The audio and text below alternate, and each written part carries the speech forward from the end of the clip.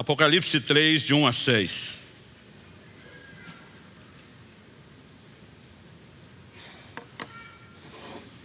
Para mim, pessoalmente, é sempre muito significativo a primeira ministração do ano para a nossa igreja. Eu sempre procuro, da parte de Deus, alguma coisa que sirva não apenas para aquele domingo, mas que de alguma forma dê, o tom quando a gente está se propondo aí nas nossas determinações de ano novo, a buscar ao Senhor. E eu creio que eu tenho uma palavra de Deus para você hoje. Então vamos lá, Apocalipse capítulo 3, do verso 1 até o verso 6. O texto diz assim: ao anjo da igreja em Sardes escreva: essas coisas diz aquele que tem os 7 Espíritos de Deus e as 7 estrelas. Conheço as obras que você realiza, que você tem fama de estar vivo, mas está morto. Fique vigiando e fortaleça o restante que estava para morrer, porque verifiquei que as obras que você realiza não são íntegras na presença do meu Deus. Lembre-se, pois, do que você recebeu e ouviu. Guarde-o e arrependa-se. Se você não vigiar, virei como ladrão, e você de modo nenhum saberá em que hora virei contra você. Mas você tem aí em Sardes umas poucas pessoas que não contaminaram as suas vestes. Elas andarão comigo vestidas de branco, pois são dignas. O vencedor será assim vestido de branco, e de modo nenhum apagarei o seu nome do livro da vida. Pelo contrário, confessarei o seu nome diante de meu Pai e diante dos seus anjos. Quem tem ouvidos, ouça o que o Espírito diz às igrejas. Pai, nós suplicamos a orientação, a direção do Teu Espírito Santo. Reconhecemos nossa limitação, tanto em comunicar como em receber a Tua palavra, e te pedimos que o Senhor nos leve além dessa esfera meramente humana e natural de entendimento. Nós oramos que os olhos do entendimento de cada um sejam iluminados pela ação do Teu Espírito Santo, o Espírito da verdade. Nós te pedimos que o Senhor nos conduza, ó Deus, a mais do que um mero material de reflexão momentânea que cesse depois. Nós oramos que a Tua palavra seja recebida, nós oramos que haja correspondência, nós oramos que a Tua palavra produza os devidos frutos em nome de Jesus e para a glória de Deus. Amém. Bom, o livro do Apocalipse tem esse nome porque a palavra Apocalipse, no original grego, ela significa revelação. Aliás, na língua portuguesa, nós utilizamos o nome grego da palavra revelação, que é Apocalipse. Mas, por exemplo, na língua inglesa, o título do livro é Revelação. E quando você olha o verso 1 do capítulo 1, a Bíblia chama de revelação de Jesus Cristo, a qual Deus lhe deu para mostrar aos seus servos as coisas que em breve devem acontecer, e que ele, enviando seu anjo, deu a conhecer ao seu servo João. O verso 2 diz que atestou a palavra de Deus e o testemunho de Jesus Cristo quanto a tudo que viu. Então a revelação que o próprio Deus comunica a Jesus, que por meio de um anjo notifica João, que por sua vez comunica isso à igreja. O verso 3 começa dizendo: bem-aventurado aquele que lê e bem-aventurados aqueles que ouvem as palavras da profecia e guardam as coisas nelas escritas, pois o tempo está próximo. Estou dizendo isso porque para muito crente o Apocalipse é um livro assustador, sem contar que para muitos há um grande desafio em relação à questão de interpretação. Mas antes de falar a respeito de juízo, quando João está identificando a mensagem que ele recebe da parte do Senhor e que ele tem para comunicar, ele fala no verso 11 que ele ouviu uma voz forte como de trombeta dizendo: escreva num livro o que você vê e mande-o às 7 igrejas: Éfeso, Esmina, Pérgamo, Tiatira, Sardes, Filadélfia e Laodiceia. Todas essas 7 igrejas eram igrejas da Ásia. Particularmente aqui, o texto que nós lemos do capítulo 3 é a mensagem dirigida à igreja de Sardes. Toda a mensagem do livro do Apocalipse é dirigida aos crentes de toda a época e de todos os lugares, quando falamos do livro como um todo. Mas nos capítulos 2 e 3 nós temos essas 7 cartas específicas dirigidas a igrejas locais.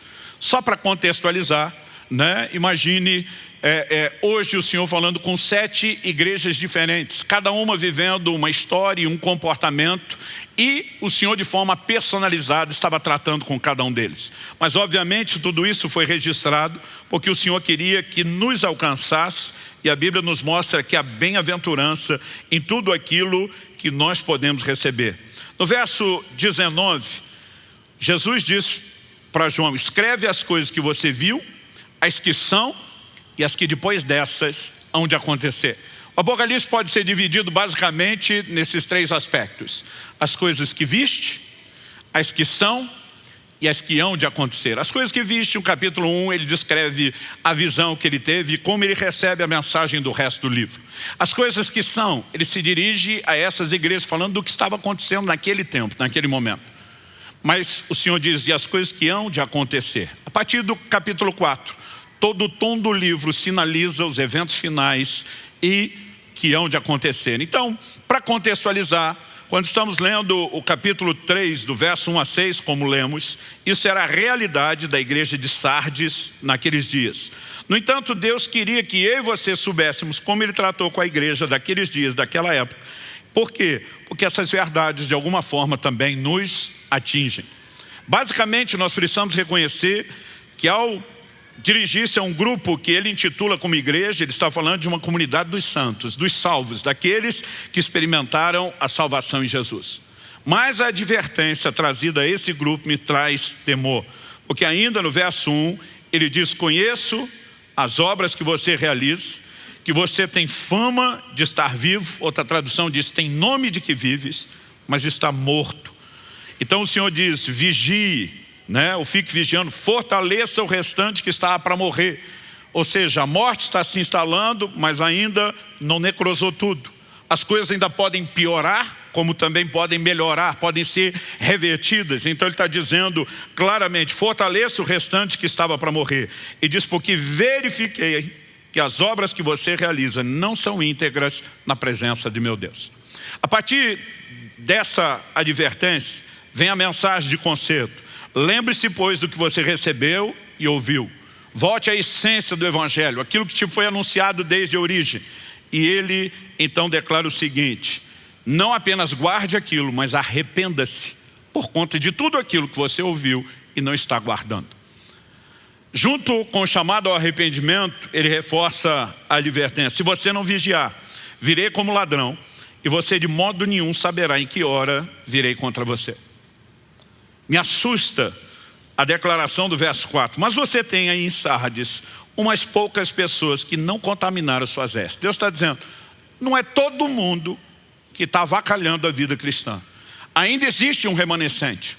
Ainda existe gente me levando a sério. Depois de falar que apenas a menor parte o estava levando a sério, o Senhor ao mesmo tempo promete: elas andarão comigo vestidas de branco, pois são dignas. Então vem uma mensagem que é dirigida a todas as 7 igrejas: o vencedor. Em outras traduções, ao que vencer. Eu e você precisamos entender e presumir a partir dessa declaração que não são todos os que se converteram que automaticamente terminarão bem.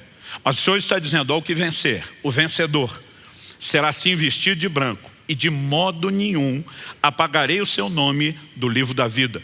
Pelo contrário, confessarei seu nome diante de meu Pai e diante dos seus anjos. Quem tem ouvidos, ouça o que o Espírito diz às igrejas.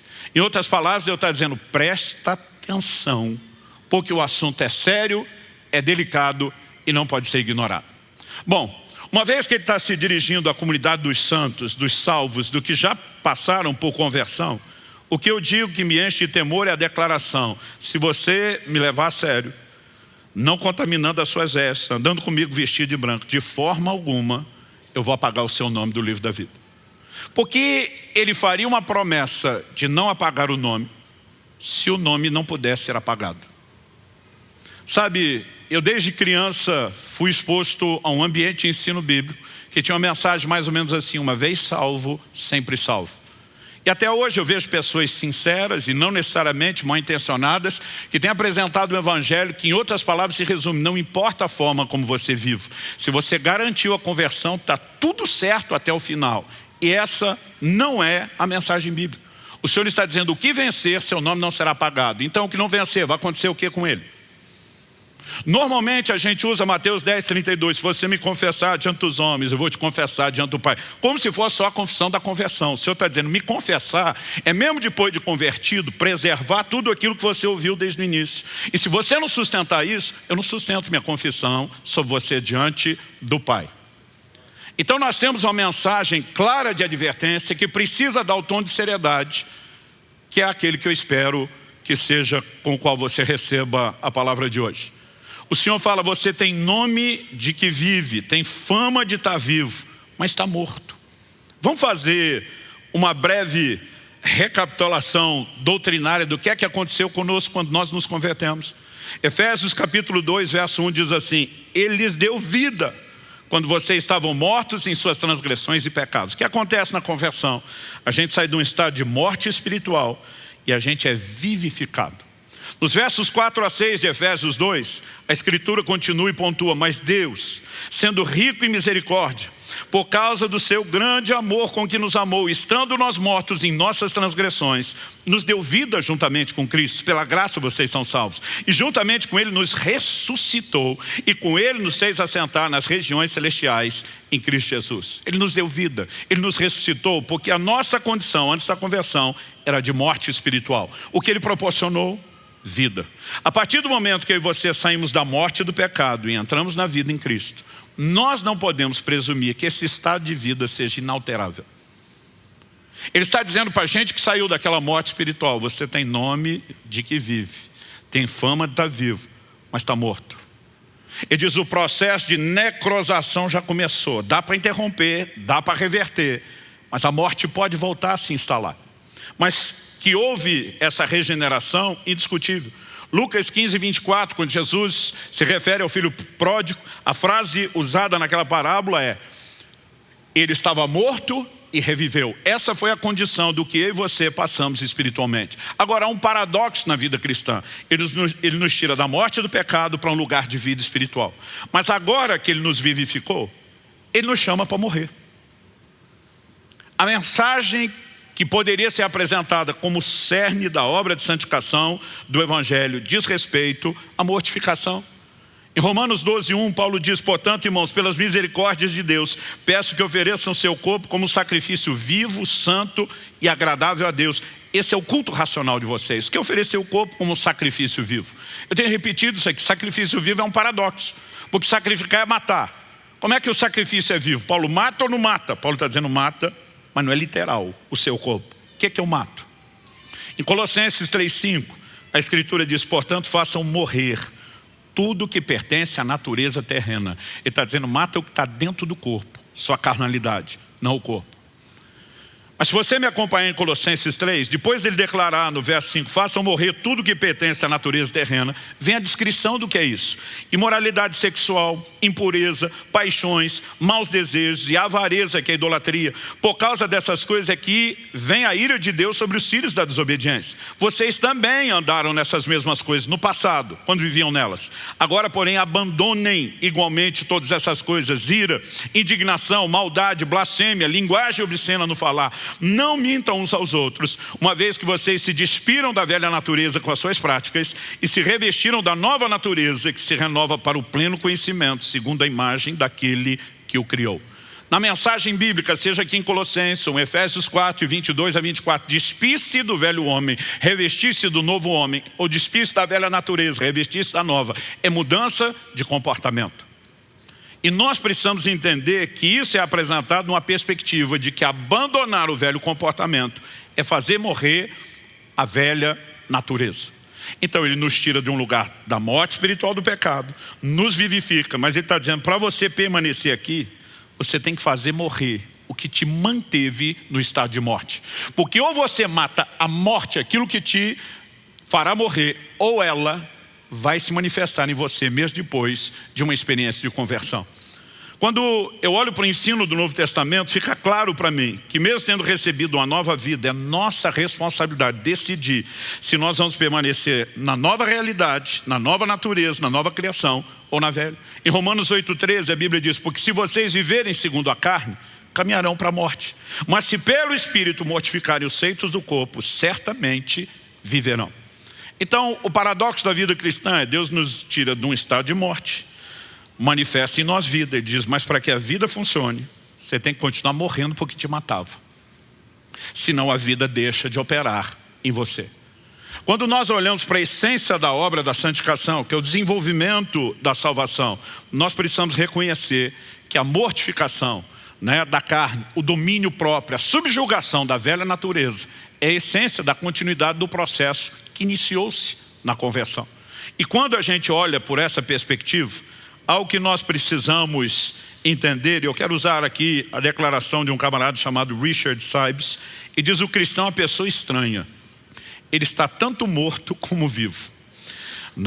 E a partir disso, eu e você precisamos entender o seguinte: quando falamos do cristão, ele saiu da morte espiritual, foi regenerado. Mas ele é chamado para morrer para aquilo que antes o matava. Agora, a Bíblia mostra que essa pessoa que foi vivificada, ela pode permitir que a morte se instale novamente. Dito isso, o tema da minha mensagem é uma pergunta: morto-vivo ou vivo-morto? O que é que você quer ser? Há um cristão que morre para si mesmo, mas ele experimenta a vida de Deus. Eu vou chamá-lo de morto-vivo. Mas a Bíblia fala de pessoas que vivem ou têm nome de que vivem, mas estão mortas. Esse eu vou chamar de vivo-morto. Eu quero não só falar um pouquinho do que a Bíblia diz sobre cada um, mas depois nós vamos tentar concluir isso de forma prática. Então, em primeiro lugar, eu quero que você se pergunte: o que é que nós temos que pregar? Qual a essência da nossa mensagem? Outro dia vi alguém falando: minha mensagem é de vida, não é de morte. Eu digo: impossível você pregar vida sem pregar morte. Em primeiro lugar, você tem que levar a pessoa a reconhecer o estado de morte, porque ela precisa da vida de Deus. Segundo, para que ela permaneça na vida de Deus, ela tem que viver morrendo para si. Porque se ela decidir viver para si, ela vai morrer para Deus novamente. Então não é um ou outro, são os dois. Agora, a questão é entender o processo. O que se busca primeiro e o que é que isso desata. Então eu gosto de dizer que eu prego morte para levar a vida. Enquanto eu vejo, infelizmente, alguns por aí pregando um tipo de vida que está levando muitos à morte. Vamos pontuar as coisas com clareza. Quando falamos do morto-vivo, aquele que escolhe morrer para viver, algumas verdades não podem ser ignoradas, dizem respeito à essência do evangelho apresentado por Jesus. No evangelho de Marcos, no capítulo 8, o Senhor Jesus, no verso 34, diz: então, convocando a multidão e juntamente seus discípulos, Jesus lhes disse: se alguém quer vir após mim, negue-se a si mesmo, tome a sua cruz e siga-me. Bom, negar-se a si mesmo não é uma frase difícil de entender. Mas o que significa tome a sua cruz e siga-me? Ao longo de toda a minha caminhada cristã, eu tenho visto os cristãos dar todo tipo de interpretação para tomar a cruz. Para alguns, tomar a cruz é ter que lidar com algum problema. E já vi gente, ainda num tom de humor, me apresentando a sogra, dizendo: pastor, eis aqui minha cruz. Como se de alguma forma a gente pudesse falar que a cruz é algo circunstancial. Para que você entenda o que Jesus falou, você precisa da lente cultural daqueles dias.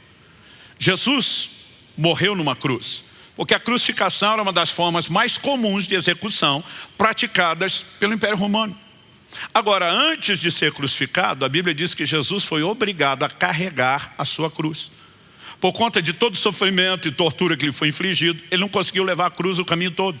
E a Bíblia diz que obrigaram certo Simão Cirineu a carregá-lo. Mas por que é que os romanos impunham essa rota da vergonha, do camarada carregar a cruz antes da crucificação? Era uma maneira de admitir publicamente: minha vida está sentenciada, ela terminou, eu estou sendo condenado à morte. Normalmente eram os criminosos que faziam isso. Então carregar a cruz significava admitir publicamente a sentença de morte. Talvez essa mensagem, tome a sua cruz e siga-me, poderia ser entendida em alguns estados dos Estados Unidos, na América do Norte, como: tome a sua cadeira elétrica e siga-me. Tome a sua injeção letal e siga-me. No entanto, não era apenas carregar o meio através do qual se morreria, mas era admitir publicamente que se estava sentenciado à morte. Ou seja, eu e você saímos no estado de morte espiritual do pecado, vivificados por Cristo, com um chamado claro: morrer para nós mesmos. Não existe um evangelho que exclua a cruz de Cristo, que deve ser aplicado em nossas vidas. Eu tenho visto gente dizer, não, Jesus já morreu para que nós não morramos. Eu digo, não é bem desse jeito. Ele sofreu uma condenação que você não precisa sofrer. Mas segundo os Coríntios 5,14, fala com clareza, o amor de Cristo nos constrange, julgando nós isso. Se um morreu, logo todos morreram. E os que agora vivem, por causa da morte dele, não devem mais viver para si mesmos, mas para aquele que por eles morreu e ressuscitou. Então Jesus está dizendo, você tem que negar-se a si mesmo. Ou seja, não existe um evangelho onde você simplesmente vive para você da forma como você quer. Se não há autonegação, se não há cruz, não é o evangelho. Mas olha o que Jesus diz na sequência, é isso que me deixa um pouquinho mais preocupado quando nós não entendemos isso e queremos viver de forma contrária. Ele diz, pois quem quiser salvar a sua vida, perderá. E quem perder a vida por minha causa e por causa do evangelho, esse a salvará. Honestamente, eu levei tempo para entender esse versículo. Ele me parecia uma contradição. Porque a gente pensa em perder e salvar a vida sempre no sentido espiritual. Aí eu imaginava Jesus dizendo, peraí, quem quer salvar a sua vida, vai buscar salvação, perde. E que quem quer perder, está esculhambando, esse salva. Eu dizia, tem alguma coisa errada. Mas Jesus não está falando de perder ou salvar no sentido espiritual. Ele acabou de falar sobre você negar-se a si mesmo, tomar a cruz, admitir morte. Aí ele está dizendo, quem quer salvar a sua vida, quem quer escapar da cruz, quem quer fugir de um evangelho que significa autonegação, morte para si mesmo, vai dar ruim, ele no final é que vai acabar perdendo. Mas aquele que se dispõe a perder e aceita a cruz, esse vai salvar, porque é aqui que a vida de Deus se manifesta. Quem está entendendo? Jesus fala a mesma coisa usando uma outra ilustração em João no capítulo 12, verso 24. É o princípio de que a vida brota da morte. Em João 12, 24, Jesus diz, em verdade eu lhes digo, se o grão de trigo caindo na terra não morrer, fica ele só. Mas se morrer, produz muito fruto. O que Jesus está falando aqui, Paulo explica em 1 Coríntios 15, 36, ele diz, o que você semeia não nasce primeiro, não morrer. É vida que nasce da morte. Mas depois de Jesus falar que se o grão de trigo não morrer, fica só, mas se morrer é que vem a manifestação da vida, ele diz no verso 25 de João 12, quem ama a sua vida, perde-a. Mas aquele que odeia ou aborrece sua vida nesse mundo, irá preservá-la para a vida eterna. Aqui Jesus está falando a mesma coisa do Evangelho de Marcos. Mas ele fala, a disposição de perder aqui, garante ganhar por toda a eternidade. Ou seja, ele está falando sobre a vida que nasce da morte. Ele diz, se tentar salvar e não quiser morrer, vai perder. Mas se dispuser a morrer, vai salvar, vai ganhar com isso. E esse foi o evangelho apresentado e proposto por Nosso Senhor. Essa foi a mensagem que os apóstolos nos pregaram. Em Gálatas, no capítulo 2, nos versos 19 e 20, nós vemos Paulo dizendo, porque eu, mediante a própria lei, morri para a lei, a fim de viver para Deus. Estou crucificado com Cristo. Logo já não sou eu quem vive, mas Cristo vive em mim. E esse viver que agora tenho na carne, vivo pela fé no Filho de Deus, que me amou e se entregou por mim. Estou crucificado com Cristo. E diz aquilo que Cristo falou sobre tomar a cruz. E diz, eu admiti isso, eu decidi viver isso. Ele não está falando apenas da identificação na obra realizada, mas ele fala sobre um estilo de vida. A forma como agora vamos viver o evangelho significa que eu e você precisamos não só nos apropriar de uma morte substitutiva que nos poupa de morrer, mas que nos permite morrer com ele. Não no sentido da morte espiritual que nós merecíamos, mas justamente morrer para aquilo que nos matava, para preservar a vida que ele tem nos oferecido. Quem está entendendo? Quando olhamos para a Escritura, o princípio de morrer para viver é muito claro.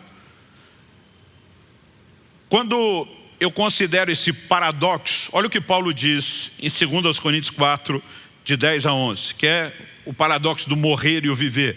Ele diz assim, levamos sempre no corpo o morrer de Jesus, para que também a vida dele se manifeste em nosso corpo.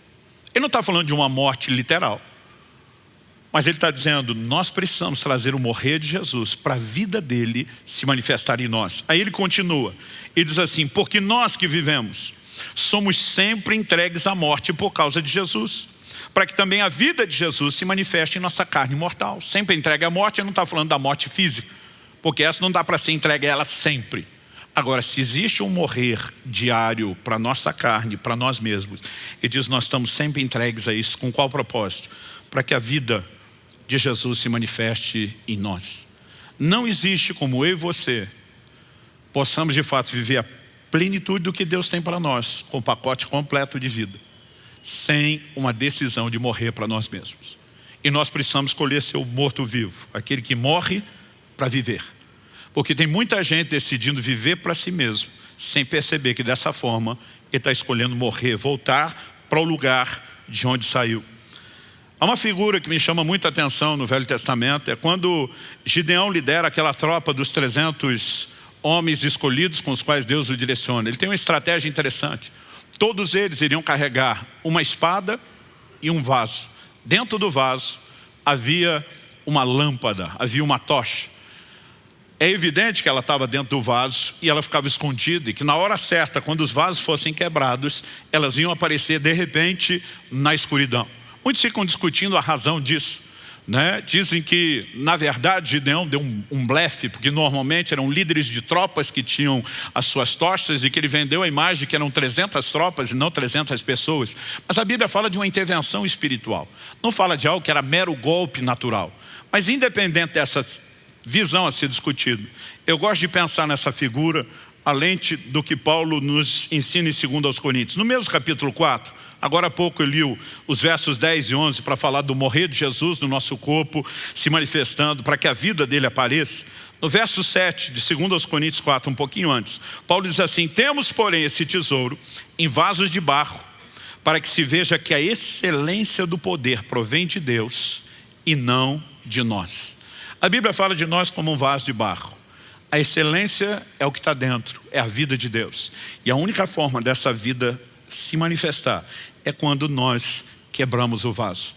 Há uma vida de quebrantamento, há uma vida de autonegação, há uma vida de morte para si mesmo, que ela não pode ser ignorada. O Evangelho nos proporciona bênçãos? Sim. Deus tem um pacote desde a criação que apresenta para o homem deleites que Ele quer que a gente usufrua? Sim, eu não estou tentando negar isso.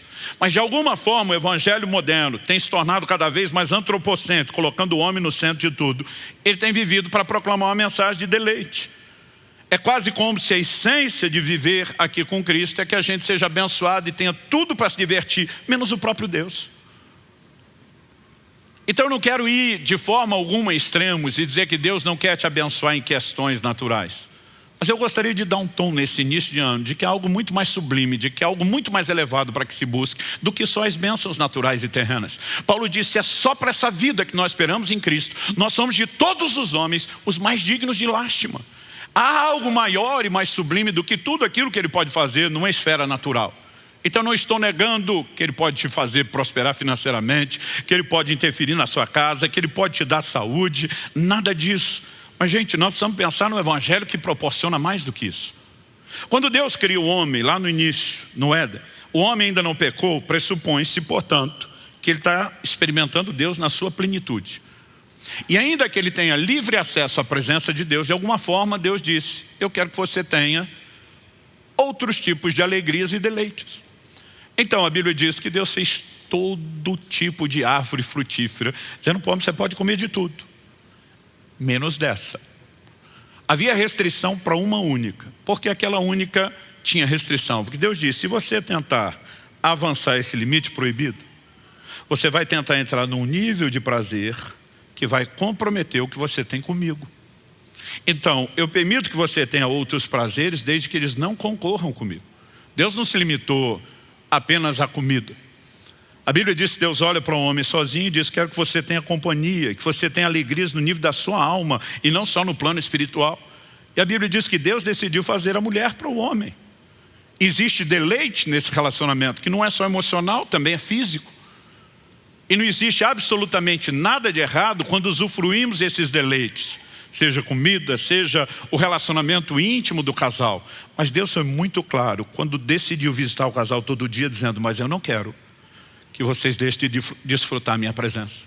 De alguma forma, nós estamos sendo expostos a um evangelho que exalta todos os outros deleites e cada vez menos diminui o deleite da presença de Deus, que só pode ser vivida quando decidimos negar algumas coisas que não são nem proibidas.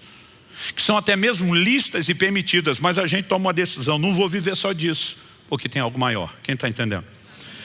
Bom, dito isso, eu quero falar daqueles que estão não no quadro do morto-vivo, mas estão vivendo como vivo-morto.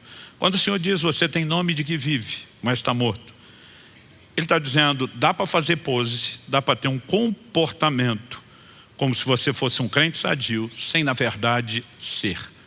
E quando Deus fala a respeito desse comportamento na vida desse povo da igreja de Sardes, algumas coisas que nós precisamos reconhecer. Verifiquei que as obras que você realiza não são íntegras na presença de meu Deus. E diz, lembra do que você recebeu, ouviu e guarde. Significa que eles não estavam guardando aquilo que tinham ouvido desde o início. Você começa a ver no próprio comportamento a denúncia do que significa aquela morte se instalando. E diz, se você não vigiar, eu venho contra você. E aí quando ele diz, principalmente no verso 5, de algumas poucas pessoas que não contaminaram as suas vestes, pressupõe-se que a maior parte das pessoas da igreja já estavam vivendo o evangelho comprometido. Já haviam se contaminado. Então nós precisamos entender que de alguma forma essas pessoas que têm nome de que vivem, mas estão mortas, são pessoas que começaram a comprometer os valores do evangelho e voltar às práticas pecaminosas que geram morte. Então, apesar de não ter comprometido completamente seu estado, já estavam no estado onde a necrose estava avançando, progredindo.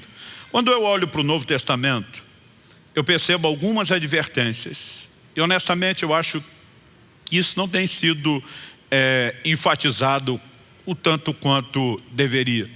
Né? Cada vez menos nós ouvimos mensagens sobre quebrantamento, sobre autonegação, sobre morrer para si mesmo.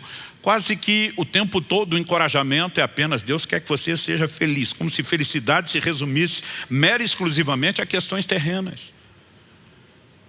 Salmo 16:11 diz, na tua presença a plenitude de alegria, a tua destra delícias perpetuamente. Há algo na presença de Deus que bênção nenhuma, mesmo do próprio Deus, vai estar equiparada.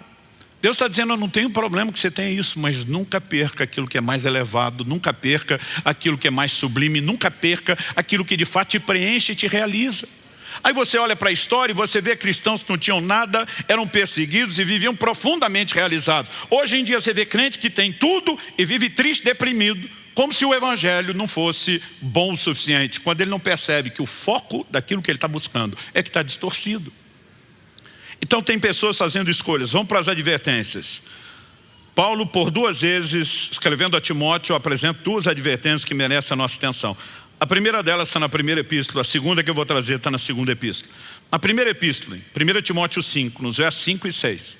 O contexto, ele está falando das viúvas, quais deveriam ser sustentadas pela igreja. Ele está dizendo aquelas que não tinham arrimo de família deveriam ser acolhidas, mas que as que tinham, as famílias deveriam sustentar. É uma orientação pastoral prática. Mas no meio disso vem um comentário.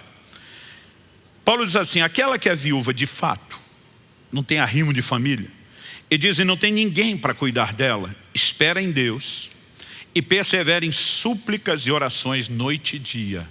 E diz, o comportamento de alguém que está vivendo na dependência de Deus, persevera em orações e súplicas noite e dia. Agora olha o que ele diz. Entretanto, a que se entrega aos prazeres, mesmo viva, está morta. Ele simplesmente vai dizer, olha, presta atenção na que está se entregando a Deus e na que não. Na hora de você fazer a lista de quem a igreja vai cuidar. Mas ele não chama atenção para algo que normalmente a gente não para perceber. Ele fala de uma pessoa que persevera na oração e na súplica, noite e dia, em plena dependência de Deus. Porque não tem nada para extrair na dimensão natural de ninguém. Aqui não é nem mais a questão de prazeres, é de sobrevivência. Mas a Bíblia fala de uma outra que se entrega aos prazeres em vez de buscar Deus. E diz, essa mesmo viva, vida biológica, está morta espiritualmente. Ele está falando de gente dentro da igreja. Assim como Jesus, falando da igreja de Sardes, ele está falando de gente morta dentro da igreja. Agora, olha a advertência da segunda epístola. 2 Timóteo, capítulo 3, de 1 a 5. Ele diz, mas você precisa saber disso. Nos últimos dias sobrevirão tempos difíceis. A maior parte das pessoas, quando lê a advertência bíblica sobre os tempos difíceis, ela imagina circunstâncias. Pastor, a Bíblia fala de guerras e rumores de guerra, que existe desde o início da humanidade. A Bíblia fala de pestes, que existe desde o início da humanidade. Obviamente, Jesus fala no final dos tempos sobre o que é traduzido como o princípio das dores. Isso é uma alusão às dores de parto. Quando está chegando o momento da mulher dar à luz, as contrações começam e elas vão se tornando cada vez mais fortes e com períodos cada vez menores. Pressupõe-se que no tempo do fim as mesmas coisas sempre aconteceram, iam acontecer com mais intensidade em tempos menores. Mas, se por um lado há esse clara advertência do que vai acontecer no tempo do fim, nós temos hoje capacidade, por conta de todo o desenvolvimento, principalmente da tecnologia, de viver um estilo de vida hoje que é muito melhor do que antigamente. Gente, como é que Paulo viajava a pregar o Evangelho? Um nível de locomoção e transporte precário. Não era apenas a falta de conforto. Quando você pensa nos tempos que eles gastavam para se locomover pequenas distâncias. Eu às vezes viro à noite dentro de um avião com 1 ou 2 voos, eu cruzo, né, o país do norte para o sul e dá tempo de estar num outro evento e outra. Não é só velocidade. Você vem no ar-condicionado, numa boa poltrona, com conforto, né? No meu caso já desenvolvi a arte de dormir sentado, né? E você simplesmente tem hoje uma facilidade de vida que não se tinha antigamente. Wesley, há poucos séculos atrás, viajava no lombo de um cavalo para pregar o Evangelho. Nossa vida hoje é muito melhor quando você pensa em termos de estrutura do que antes. Alimentação. A Bíblia diz que Pedro estava com fome, a turma diz, vamos preparar o almoço. Pedro diz, vou orar. Por que vou orar? Porque o almoço não era que nem hoje, gente. Quando a turma diz, vamos preparar o almoço, vamos matar o animal, esfolar o animal, né? Esquartejar o animal, limpar o animal, temperar o animal, acender o fogo. O processo de tudo era lento. E a quantidade de alimento que eles tinham era limitada. Hoje a gente tem abundância, tem facilidade. O povo antigamente com qualquer gripe morria. Hoje a gente tem um desenvolvimento da tecnologia que a medicina não está oferecendo só solução para enfermidades. Nós estamos podendo prevenir com o estilo de vida saudável, com o entendimento que temos. Ou seja, os tempos difíceis não eram necessariamente as circunstâncias. Olha a ênfase que a Bíblia dá sobre os tempos difíceis. Nós lemos o verso 1, agora vamos continuar. Verso 2. Pois, e agora vem a conclusão, os seres humanos serão egoístas, avarentos, orgulhosos, arrogantes, blasfemadores, desobedientes aos pais, ingratos, ímpios, sem afeição natural, implacáveis, caluniadores, sem domínio de si, cruéis, inimigos do bem, traidores, atrevidos, convencidos, preste atenção nessa, mais amigos dos prazeres do que amigos de Deus, tendo forma de piedade, mas negando o poder dela. Fique longe também desses. Pedro dizia a Timóteo, fique longe. Ele está dizendo, ei, não estou falando do ímpio esculhambado no pecado, não. Ele está falando, essas características, todos esses péssimos adjetivos, vai se manifestar em gente dentro da igreja. O que ia ficar pior é o comportamento do ser humano, não necessariamente as circunstâncias. E tudo isso é sempre uma inclinação ao quê? A velha natureza, a carnalidade. E interessante que uma das características dadas aqui é serão mais amigos dos prazeres do que amigos de Deus. Não significa que todo tipo de prazer seja errado, ilícito ou pecaminoso. Mas essa paixão absurda, essa entrega o tempo todo por aquilo que é prazeroso no nível carnal, tem nos custado mais do que a gente imagina, tem impedido a transformação. Enquanto a humanidade segue avançando, evoluindo num monte de coisa, o comportamento piora. Alguns dizem, não, os bárbaros de antigamente não tinham educação. Nós temos como nunca houve, o comportamento humano segue piorando. Porque o que o homem precisa para viver transformação é morrer para si e viver para Deus. Mas quando o Evangelho começa a manter só a aparência de piedade, vamos ter cara de crente, linguajar de crente, mas nega a essência da piedade, que é a morte para si mesmo, a tragédia está estabelecida. Agora, quando você pensa a frase, mais amigos dos prazeres do que de Deus, eu repito o que eu falei antes, Deus não está em momento algum dizendo que nós não podemos ter prazeres. O problema é que quando a pessoa quer estar mais para cá do que para lá. Mais amigos dos prazeres do que de Deus. Então o camarada consegue passar horas maratonando seriado. Mas não é importante tirar horas de oração.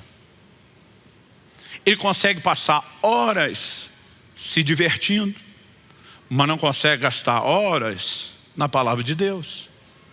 É importante unir e festejar, e gente,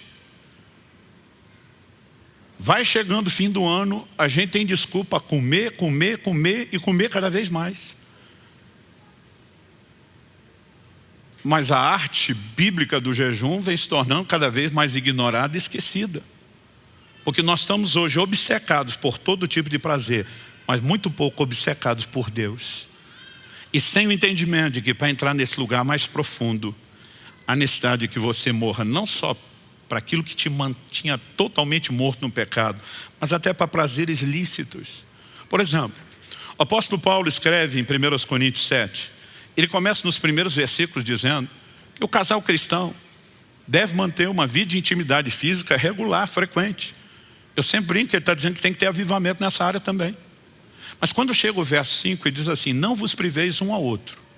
Não se neguem em relação à intimidade. Ele diz, a não ser. Aí vem a única exceção. Ele diz, por mútuo consentimento, por um pequeno período de tempo, para vos dedicardes à oração. Ele não está dizendo que para o casal cristão orar não pode ter intimidade. Mas quando ele fala de dedicar, ele está falando, se você quer mergulhar num lugar profundo da oração, às vezes você precisa dar uma pausa nos outros deleites, porque eles te desligam. Em agosto do ano passado, eu estava num desses períodos de jejuns prolongados que eu tenho decidido a manter frequente na minha vida. E um homem de Deus, eu diria que é um dos gigantes espirituais da nossa nação. A gente estava num evento junto, e como eram alguns dias juntos, eu não conseguia esconder dele que estava jejuando. Quando nos mandaram buscar no aeroporto, ele nos chamou para o almoço, falei, olha, eu posso sentar, mas não estou comendo hoje. Não, então deixa quieto, vai para o hotel. À noite nós comemos. Eu falei, olha, à noite eu também não vou estar comendo. Ele falou, então depois a gente combina. Aí estávamos no evento à noite, ele falou, amanhã vamos tomar o café da manhã junto. Eu falei, olha, eu sento com vocês, mas eu ainda não estou comendo. Ele olhou para mim e falou, você vai comer quando? Eu falei, na verdade nós não vamos comer. Eu posso sentar, posso conversar com vocês. Ele falou, então pelo jeito você está num jejum prolongado. Eu falei, estou. Ele falou, não quero ser invasivo. Quantos dias você já está? Eu falei, bastante. Ele falou, quanto tempo vai? Eu falei, vai longe. Ele falou, Subirá, eu preciso te fazer uma pergunta. Ele falou, não quero ser invasivo. Ele falou, tenta me dizer, porque ele falou, você talvez seja, e ele é bem relacionado, ele falou, você talvez seja uma das pessoas que eu conheço que mais jejua. O que é que tem te atraído tanto a esse lugar? Eu falei, pastor, se o senhor me perguntasse isso aos 18 anos de idade, minha resposta seria, eu quero poder, eu quero sobrenatural, eu quero ativar os milagres. Hoje, a minha resposta é outra. Eu falei, para explicá-la, eu vou te dar uma volta. Falei, algo interessante que acontece no jejum é a forma como o seu paladar vai ficando acurado pela própria limpeza, desintoxicação que o organismo passa. Então, por exemplo, quando você volta do jejum, ou mesmo se você provar alguma coisa no jejum, né? Café, por exemplo. Café sem açúcar, ele vai ficando doce. E a sensação que eu tenho é que mesmo o expresso sem nada de açúcar, ele é doce a ponto de ficar enjoativo. Aí eu falei para ele, isso é algo comum quando o seu corpo está passando por toda essa limpeza e desintoxicação, né? Então você volta de um jejum, as frutas são exageradamente doces. Mas de repente você olha um camarada jogando leite condensado na salada de fruta e dá vontade de voar no pescoço dele e gritar, ei, isso já é doce. Só que ele não sente mais o doce daquilo, porque o consumo regular dele de açúcar deixou ele tão intoxicado e comprometido que ele não percebe. Então ele precisa de uma outra coisa, porque o que está lá não está mais sendo percebido. Eu falei, esse é o exemplo do natural. Espiritualmente, a sensação que eu tenho, que quanto mais a gente jejua, a gente se desintoxica dessas porcarias. E a gente começa a perceber a doçura, os deleites espirituais de uma forma como normalmente nós não percebemos. Falei, hoje, a percepção da presença de Deus, o entendimento da palavra, a sensibilidade ao mover do Espírito, as direções que Ele traz quando a alma está silenciada, quando a carne está morta, é uma coisa impressionante. E nessa hora você começa a entender o que é ser mais amigo de Deus do que dos deleites. Mas quando nós queremos ser mais amigo dos deleites do que de Deus, dos prazeres, nós não vamos viver a plenitude do que Ele tem. Quem está entendendo? A Bíblia está falando de gente frequentando a igreja, com o nome de que vive, mas está morto. Tal Walking Dead versão gospel. A turma olha e está movimentando, está fazendo escolha, mas a morte está se instalando. E o pior, ela pode ser tão intensa que o leve ao lugar de onde ele saiu. John Owen, pregador de santificação dos séculos passados, dizia: Jesus Cristo não leva para o céu ninguém que ele não tenha santificado na terra. Essa cabeça vive não admite membros mortos. E essas advertências precisam ser trazidas ao meu e ao seu coração. Bom, para terminar, além desse chamado de entender o que é escolha, o que eu e você precisamos de fato fazer, Romanos capítulo 8, verso 13, quando eu falei no início de quem se inclina para a carne caminha para a morte, mas quem se inclina para o Espírito para a vida, eu acho que esse texto tem que ser lido dentro de um contexto. Eu já apresentei a visão do que é morrer para viver, que é o morto-vivo, do que é viver como morto, que é o vivo-morto. Mas de forma prática, o que é que eu e você precisamos fazer? Jesus fala de alguém que estava morto e reviveu. Então, a condição de quem não se converteu é de morte espiritual. Para quem sequer experimentou a vida, o que essa pessoa precisa? Efésios 2,8 diz: pela graça sois salvos mediante a fé. Isso não vem de vós, é um dom de Deus, não vem das obras para que ninguém se glorie. E nós começamos a pregar um evangelho que salva. Mas muitas vezes nós só falamos da fé. Jesus dizia: arrependei-vos e crede no evangelho. Ele mandou que seus apóstolos pregassem o arrependimento e a fé. Então nós sabemos que essa pessoa precisa de arrependimento e fé. Agora, o que acontece com alguém que saiu daqui, foi vivificado, mas depois de vivificado, começou a necrosar. O seu comportamento passou a reproduzir o estilo de vida de antes. A morte começou a prevalecer e impedi-lo de provar dessa vida. Essa pessoa precisa de restauração. E há níveis onde isso pode acontecer. Para aquela igreja ele está dizendo: olha, consolida o que estava para morrer. Diz: você não morreu por completo. A necrose está avançando, está progredindo. Você pode não só fazer pará-la de avançar, mas você pode reverter o quadro. Como? Ele diz: arrependa-se. Mas há pessoas que voltaram exatamente ao lugar que saíram. Por exemplo, no livro de Tiago, no capítulo 5, nos versos 19 e 20, a Bíblia diz: meus irmãos, se alguém entre vocês se desviar da verdade, aí diz assim: e alguém o converter, saibam que aquele que converte o pecador do seu caminho errado, salvará da morte a alma dele e cobrirá uma multidão de pecados. Então a Bíblia diz: alguém desviou da verdade, saiu da morte espiritual, veio para a vida. Mas em algum momento ele deixou de andar na verdade, que propõe a autonegação. E ele se desviou, ele voltou para a morte. Ele ainda pode ser salvo, como foi salvo na primeira vez. A Bíblia diz: se alguém o converter, então esse desviado precisa de uma conversão igual a que aconteceu na primeira vez. Nós precisamos entender que é a única forma dele escapar da morte. Agora, não importa o quadro da pessoa, se é alguém que nunca converteu e precisa de conversão, se é alguém que converteu e precisa só de uma restauração, ou se é alguém que precisa de uma reconciliação, aquele nível de reconversão. Todo posicionamento que possa trazer vida, ele começa com arrependimento. A palavra arrependimento, no original grego, metanoia, ela significa mudança de mente, de atitude, de pensamento. Por exemplo, a gente citou o filho pródigo, que Jesus disse estava morto e reviveu. Está em Lucas 15, 24. Mas no verso 17, a Bíblia diz que o processo inicia quando? A Bíblia diz que ele caiu em si. Para dizer que ele caiu em si, significa que toda a bobagem que ele fez antes, ele estava fora de si.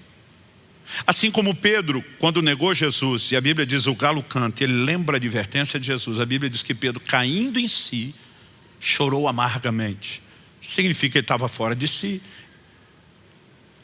É por isso que estava negando o Senhor. Então nós precisamos de uma consciência, reconhecer o nosso estado, então decidir mudar. Eu preciso da mudança, que sozinho eu não vivo, mas que me submetendo a Deus eu posso viver. Não há morte que prevaleça quando eu e você nos inclinamos à vida que Deus disponibiliza. Em Ezequiel 37, a nação está vivendo o pior período da apostasia da sua história. Eles estão dizendo: acabou-se a nossa esperança. É nessa hora que Deus dá uma visão para o profeta Ezequiel. Tem uma mensagem sólida de esperança para comunicar à nação. Deus mostra um vale de ossos secos. Não era só um cemitério. Aqueles ossos estavam todos misturados, espalhados, sequíssimos. Aí Deus pergunta para o profeta: podem esses ossos voltar a viver? E o profeta gentilmente diz para Deus: tu sabes. Tipo assim, me arrisco a falar nada. O Senhor sabe tudo, eu não sei de nada. Mas o que ele está dizendo nas entrelinhas: não boto fé nisso não. Não boto minha mão no fogo por esses ossos. Como é que isso vai voltar a viver? Mas aí Deus começa a dizer para eles: profetiza sobre os ossos. Começa a dizer: vento que vem dos quatro cantos, sopra sobre esses ossos. E aí nós temos uma cena linda, extraordinária, de como aqueles ossos passam por um processo. Interessante esse processo, eu acho que ele nos ensina muito. A Bíblia diz que cada osso começa a juntar o seu osso, há uma ordem, né? Há uma estrutura, começa a aparecer tendões, ligamentos que vão manter, a carne começa a preenchê-los, a pele se estende, mas a Bíblia diz que depois se levanta um exército poderoso quando a vida é soprada. Agora, para que houvesse toda aquela vida, eles dependiam de um sopro externo, de algo que viesse de fora. Quando a Bíblia fala do cristão, ela fala de um recurso que é interno. Então vamos voltar no Romanos 8, para entender o verso 13, vamos começar no 9. E diz: vocês, porém, não estão na carne, mas no Espírito, se de fato o Espírito de Deus habita em vocês. E se alguém não tem o Espírito de Cristo, esse tal não é dele. Se, porém, Cristo está em vocês, na pessoa do Espírito Santo, o corpo, na verdade, está morto por causa do pecado, mas o Espírito é vida por causa da justiça. Se em vocês habita o Espírito daquele que ressuscitou Jesus dentre os mortos, o mesmo Espírito que também ressuscitou os ossos da visão de Ezequiel 37, esse mesmo que ressuscitou Cristo dentre os mortos, vivificará também o corpo mortal de vocês, por meio do seu Espírito que habita em vocês. Assim, pois, irmãos, somos devedores, não à carne, como se estivéssemos obrigados a viver segundo a carne. Porque se vocês viverem segundo a carne, caminharão para a morte. Mas se pelo Espírito mortificarem os feitos do corpo, certamente viverão. Há um lugar nessa caminhada da vida espiritual, onde eu e você começamos a nos inclinar ao domínio do Espírito. Não é só o poder do Espírito, não são só os dons, não são só as manifestações, mas a capacidade dele de reinar sobre mim e sobre você. Jesus propôs um evangelho que, se eu e você não entendemos o que é a morte para nós não vamos viver. Como que você vira a face para alguém que te bateu nela? Como que você vira outro? Eu não consigo imaginar um crente dizendo: não, estava esperando o dia inteiro por essa oportunidade de levar um tabefe e expressar o amor de Jesus que espontaneamente brota de mim. Naquele momento você tem que decidir morrer para você. Quando Jesus disse: se obrigar a caminhar uma milha, vá a segunda. Você decide morrer para você. E disse: se alguém quiser tomar a sua capa, entrega junto à túnica. Imagina que a capa é o casaco. Eles só estão querendo levar a parte de cima, entrega o resto. Como que nós vamos viver o evangelho de perdão que Jesus nos ensinou sem morte para nós mesmos? É justamente por não viver esse evangelho onde morre para si, mas buscar só o prazer, que a maioria dos crentes está, que diz: não consigo viver isso. E sabe o que é o pior? Eles acham que viver isso é perda.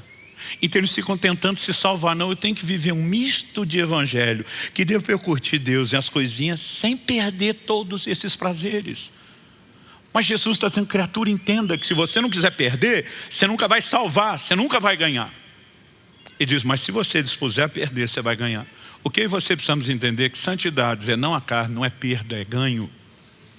O que você precisamos entender é que entrar num lugar de perda não é perda, é ganho.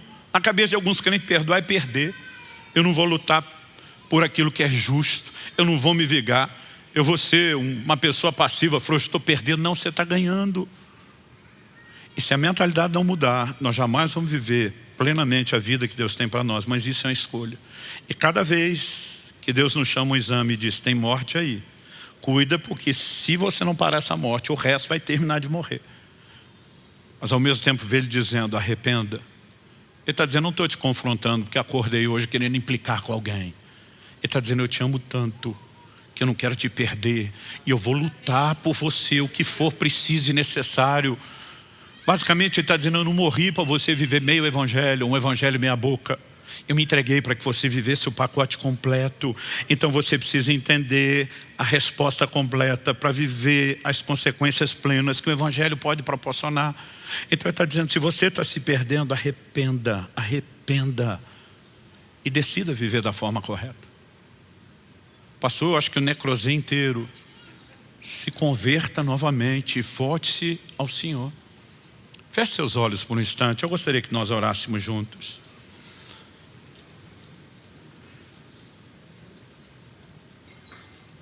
Thomas Manton diz, cristãos mortificados são a glória de Cristo. A mensagem da mortificação precisa ser resgatada.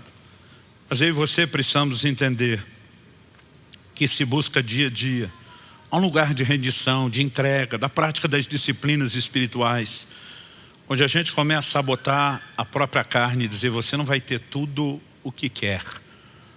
Você vai ter aquilo que é lícito, nas devidas doses, sem que você me faça tornar-me mais amigo dos deleites, dos prazeres do que de Deus. Há uma escolha a ser feita. Essa escolha requer posicionamento, requer decisão. Talvez nessa manhã, ao examinar, se diga, pastor, eu não estou vendo sinais de morte na minha vida, que pelo menos fique a advertência de que a qualquer hora, se você não cuidar, ela pode começar a se instalar novamente. Mas se você quer ser confessado diante do Pai, se você quer um nome que não seja apagado, você tem que escolher viver vestido de branco. Você tem que escolher não se entregar às impurezas. Você tem que escolher valorizar os verdadeiros deleites que vêm da intimidade com Deus, da comunhão com Deus. Não há nada, nada, nada nesse mundo que se compare a esse lugar.